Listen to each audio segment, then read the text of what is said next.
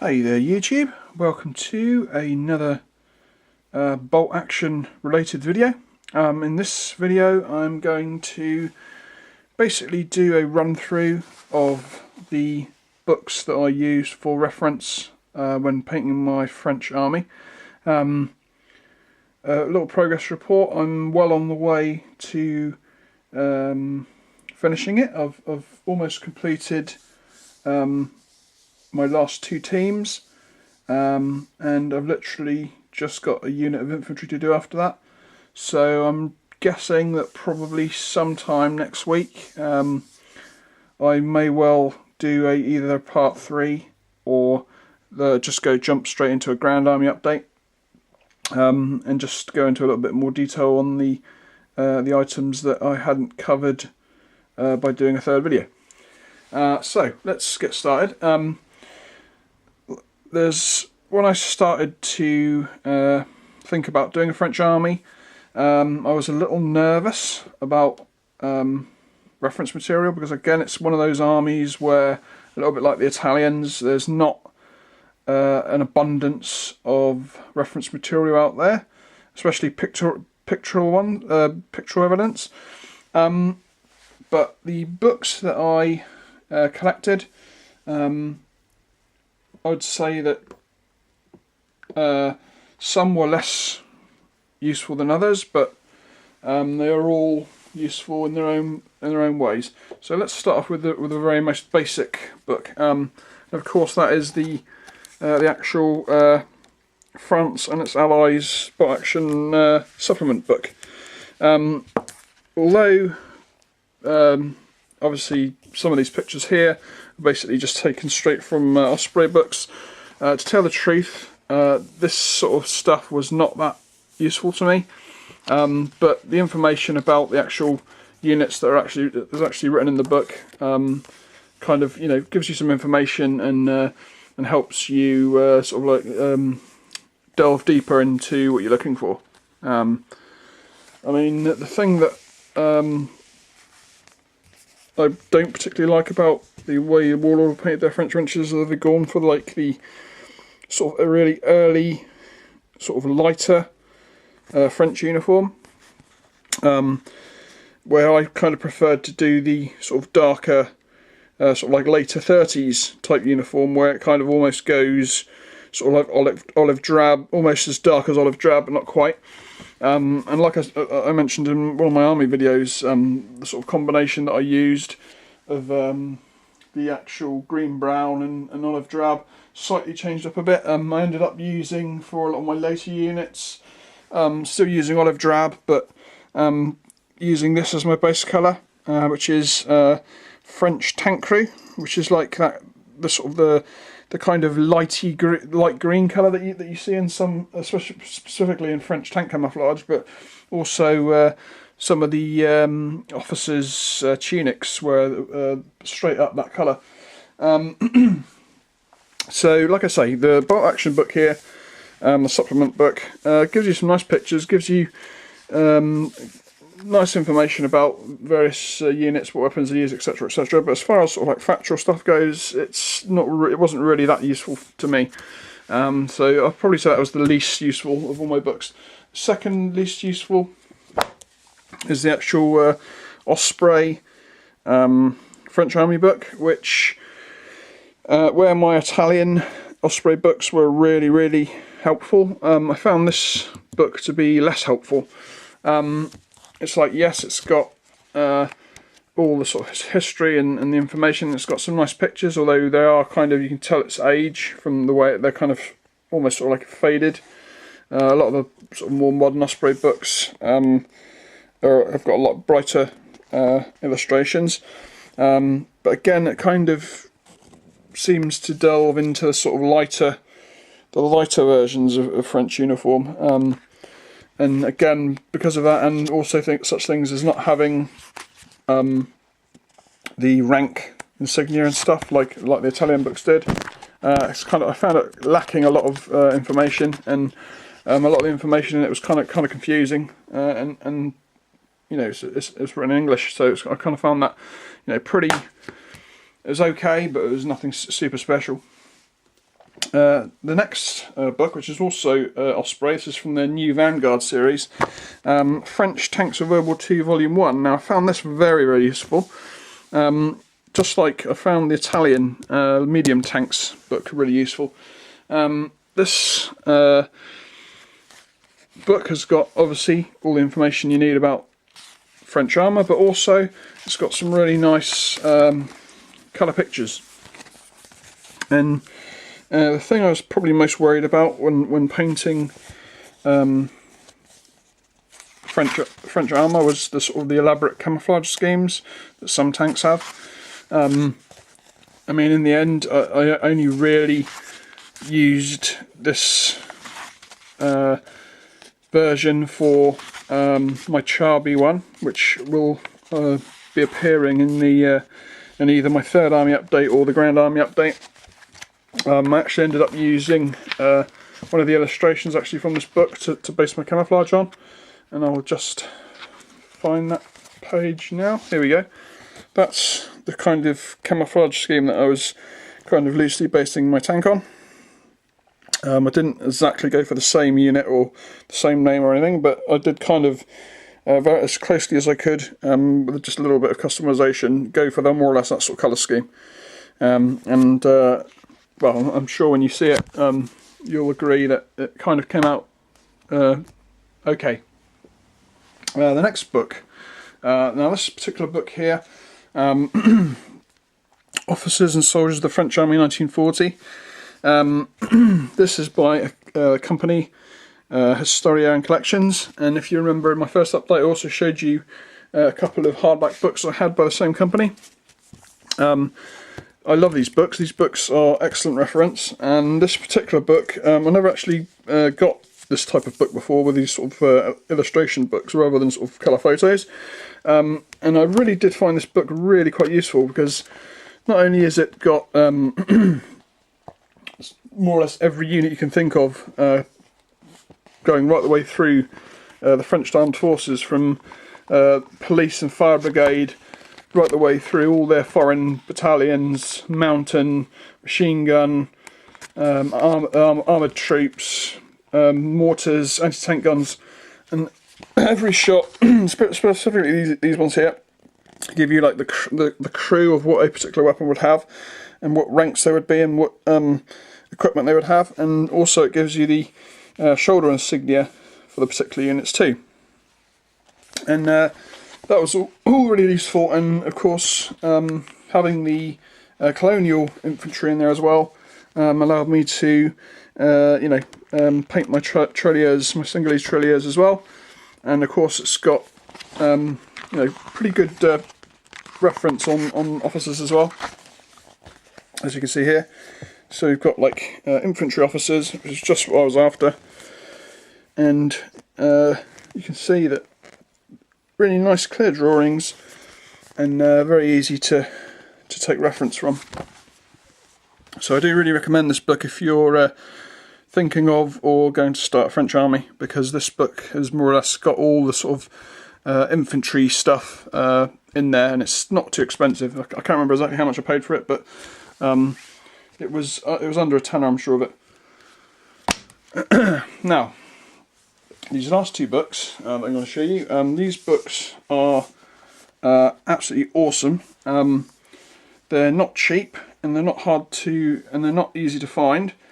But they're basically, again, by the same company, Histoire&Collections, and they're basically, unfortunately they're in French, I couldn't find them in English, but they're basically, I'm not a master of French, but I'd say that probably is, says this, the French Soldier 1940 Volume 1. And let me just, I'm going to raise my camera a little bit, and bring it down to try and give you a better look at this this book. As you can see, it's kind of it's done with basically reenactors and sort of military collectors, and they basically bring all their gear together, and they get not only do they like set up sort of the versions of particular troops of a particular rank from a particular unit, but they also have all the information to do with their individual bits of gear. Like for instance, this page here is actually going through the gear that a French infantryman will carry. So it's got all the different types of weapons, the entrenching tools, axes, spades, wire cutters, the mess kit, extra clothing, periscopes, lights, flare guns, etc. And although my French isn't amazing, I believe this part here kind of basically tells you what each trooper would carry. So for instance, what an infantryman would carry, and what a sergeant would carry, or what a corporal would carry, etc., etc. And as you go on, it basically goes into individual troops from particular units. So it gives you an idea of you know, what a basic infantryman's uniform will look like. And again, you can see that it's kind of using that slightly later version of the uniform, which is kind of a sort of a, it's kind of hard to explain. It's kind of like a greeny dark brown, and in certain pictures, particularly like on the front here, it looks darker. But as you can see, it's like it's really, I really do recommend this book if you happen to find it. It goes through all the different versions of different types of infantry from different types of units. Like for instance, here we have a Senegalese tirailleur with the knife. You can see that he's basically wearing the basic French uniform, although this particular one has a helmet on, where of course the warlord ones have got kind of fez hats on. But also, as you go along, it starts going into like individual bits of kit. So you've got like the helmets, different types of helmets with different types of things, like tank helmets, soft caps, and then you got your individual things like long coats and uniform tunics and buttons,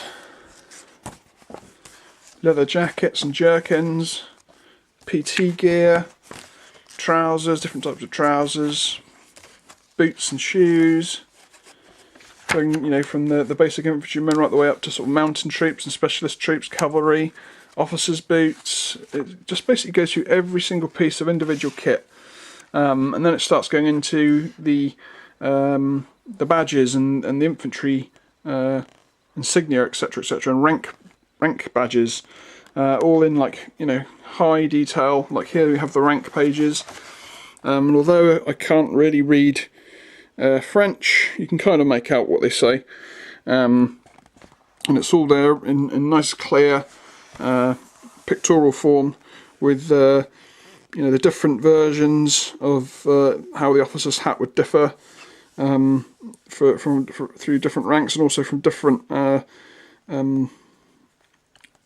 different types of regiments and different branches. And then it starts going into the specialist unit badges, so things like, you know, grenadier, cannon operators, mortars, machine gun, etc., etc., sappers. It's all there. And then it kind of goes into sort of like, you know, the shoulder badges, etc., etc., and that kind of goes on.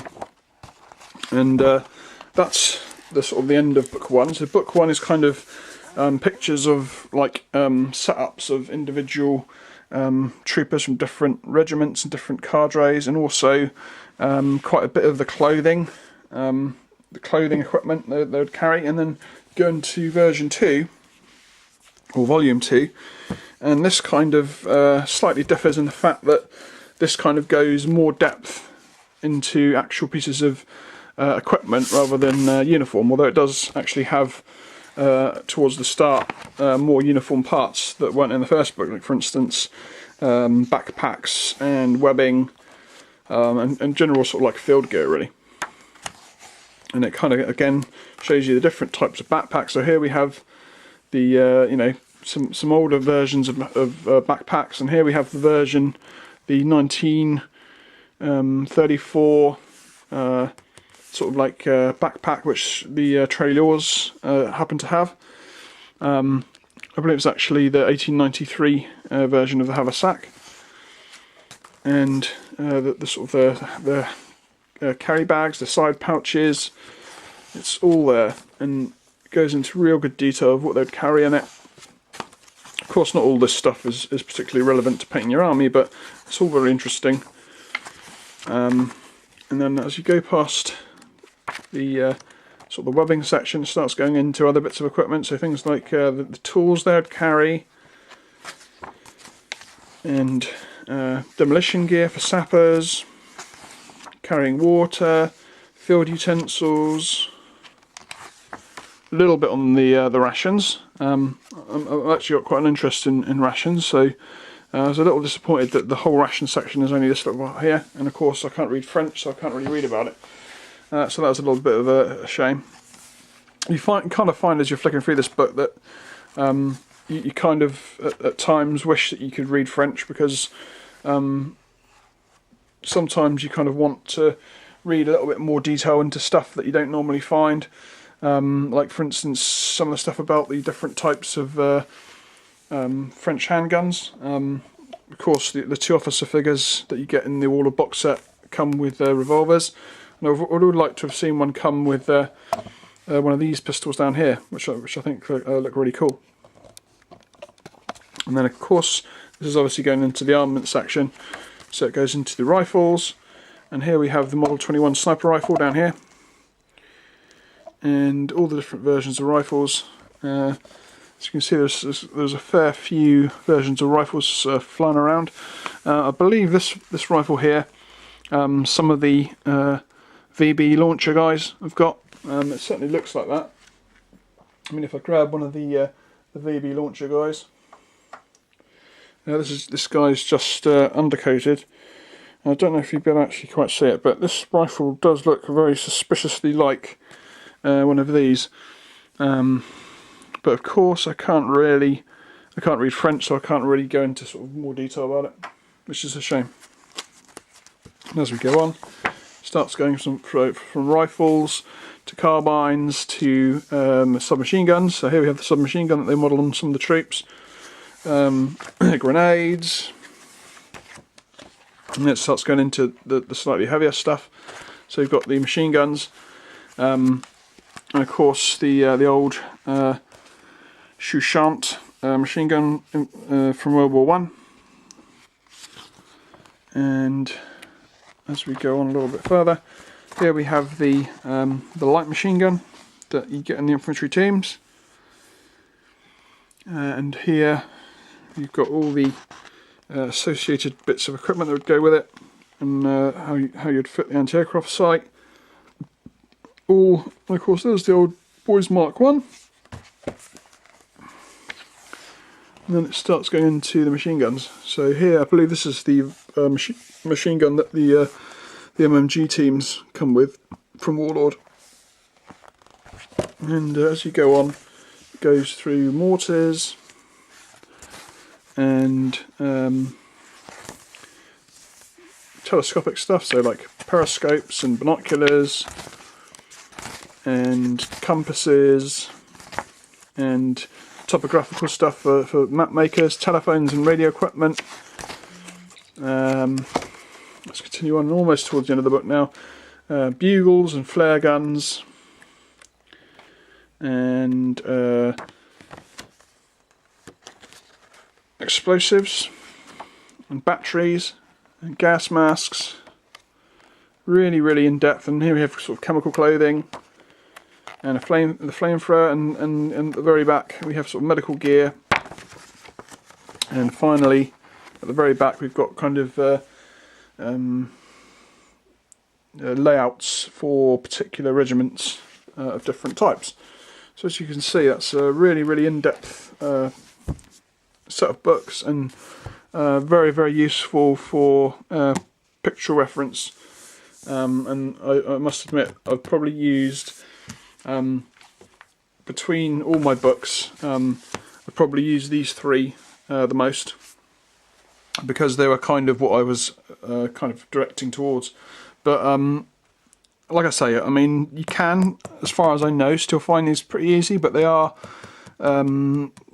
pretty expensive. I think I got these for sort of the under £30 each. I believe number 2 was a little bit cheaper and easier to get hold of, but number 1 I had real trouble trying to find, and I think I might have even paid a little bit over £30 for it. But like I say, particularly if you kind of like collecting military books, I definitely recommend getting these two. But if you don't really want to invest a lot of money, then I suggest picking up this one, because this one will do you really good for, particularly if you're just interested in painting up your French army, and not particularly, you could basically get away with getting these 3 books here if you didn't want to spend a massive amount of money, and you could quite happily learn about the French army and have learn about the tanks and the camouflage, and get all your infantry and your infantry gear sorted out by using those 3 books. So I hope this video was useful to you, and like I say, hopefully in around about a week's time or so, I will be doing my next army update video, stroke grand army update. I'll kind of decide whether to, because if I basically do a part 3, then I'll kind of just be going over it again in a grand army update, so I might just skip the 3rd update and just go straight into a grand army update. And like I say, just go into a little bit more detail on the stuff that's new. So, subscribe if you're not subscribed. I don't put up videos that regularly, so it's just a good way of basically knowing when I put videos up. And feel free to comment, and I'll catch you later.